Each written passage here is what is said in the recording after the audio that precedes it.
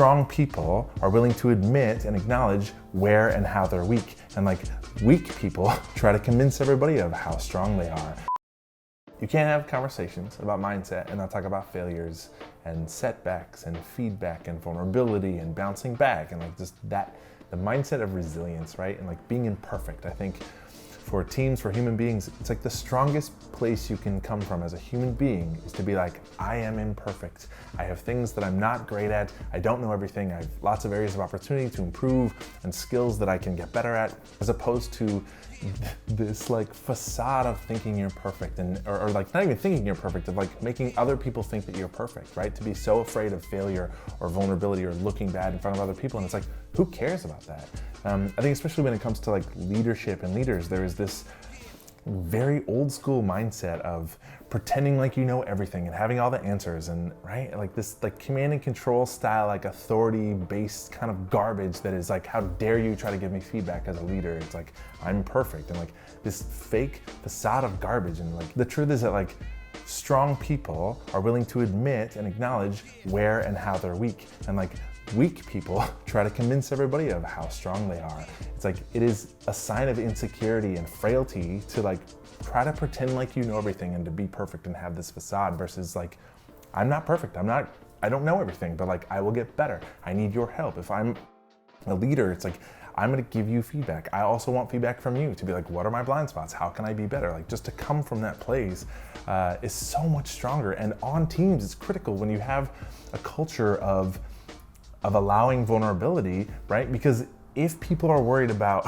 like saving face and looking good, they will never take chances. You'll never innovate. People won't share ideas that they think aren't perfect because they're afraid they're gonna get shot down. It's like people on teams like that have brilliant ideas that they keep to themselves, and like it hurts everybody, and nobody will step out or take a chance or be exceptional in that space. Everybody toes the line. And this stuff is so obvious. It's so obvious when you think about different types of leadership and how people show up on teams. Think about this. If you have two different leaders, one who is, I hate every idea that isn't mine. I'm never vulnerable. I know everything. I don't ask for feedback. How dare you think you can give me feedback, right? Or be critical of me, right? This like, I'm perfect facade. Oh, and another leader who's like, I'm not perfect. I always want to get better and improve. There's lots of opportunities for me to improve as well as you. We're going to help each other. Like, I'm here to support you, but like neither of us are perfect. Let's be awesome together. Which one of those two leaders do you want to be a team with? Like, it's obvious.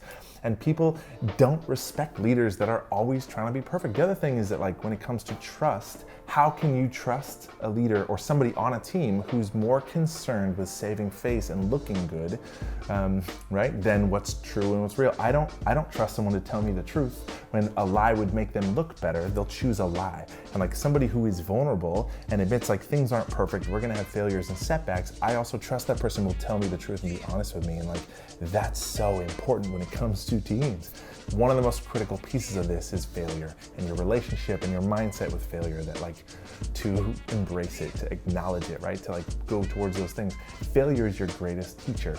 And just the imprint and the lessons that we learn from failure, if we don't see it as this like prison sentence, right? When I fail at something, it's like, that doesn't become the title of my book. It's just a page in my book.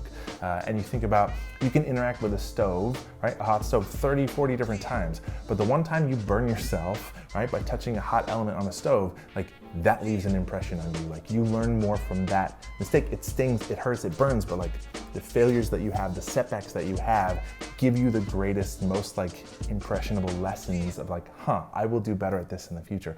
Any person that's great at anything in business, with sports, professional athletes, like anything, has failed so many times, and they don't allow that to deflate them and to feel defeated and not want to try again. It's like, I'm gonna get better because of this failure. And that mindset is so important. And I think it's hard to have that sort of like resilient mindset, but that's part of bouncing back. It's like, I acknowledge that I'm gonna have setbacks and failures, and when I do, it's like, I'm gonna learn from those and I'm gonna propel, I'm gonna leverage those to get better, so that the next time, right, if I'm up against somebody else and I failed 100 times and they failed twice, I'm gonna succeed because I know how to fail well, or I've learned so much from that process. And like mindset around that is key to everything, professional, business, everything in your life.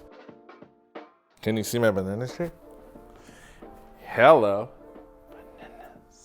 I'll tell you why, because of the power of bananas. You like bananas? Some people don't. either for taste or texture. Some people are like, I hate the taste of them, and I'm like, you're crazy. Or like, I don't like the texture of them, and I'm like, you're crazy. Bananas, delicious. They're delicious. They're like nature's Snickers bar.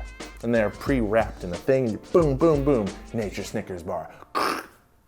That's what I think.